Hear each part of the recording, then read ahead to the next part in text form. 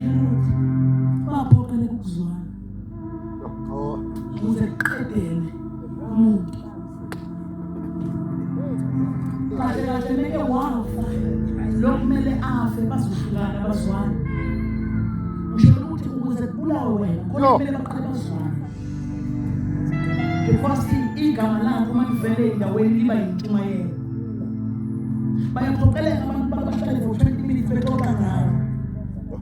ukuze bacabange ngawo bese bengena umoya kuwe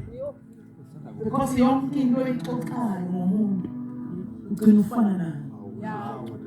That is why ngithi kumina bazalwane manje ucabanga izitha zakho wena ucabanga i-ex then ungashada alright manje ucabanga ne-ex ungale ucabanga nento zakuhluka what's your problem because keep on talking ufike udabula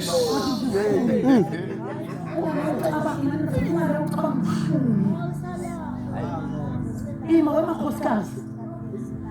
uNkulunkulu wakupha abantwana nithi uNkulunkulu wakupha abantwana siyondoda yakho awumaningi neza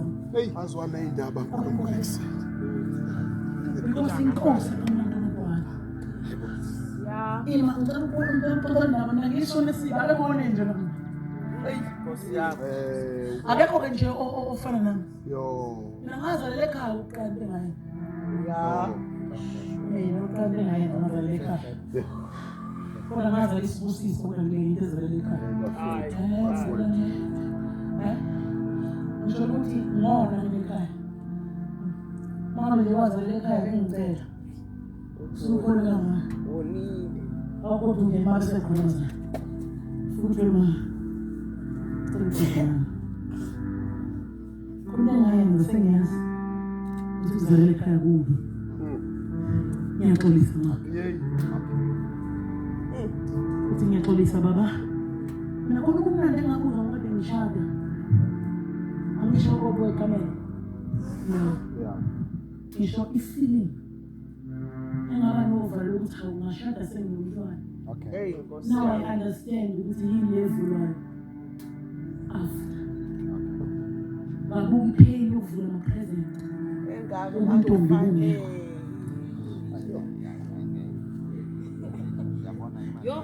babuka ipain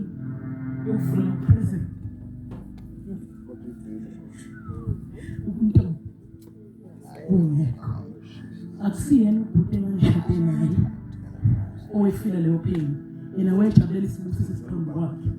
mina I was worried ukuthi nakuvula ama-present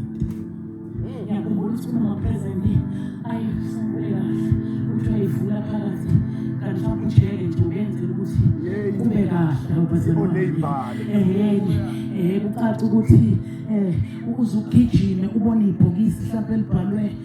ngesilungu esithile uma ufike phakathi ufice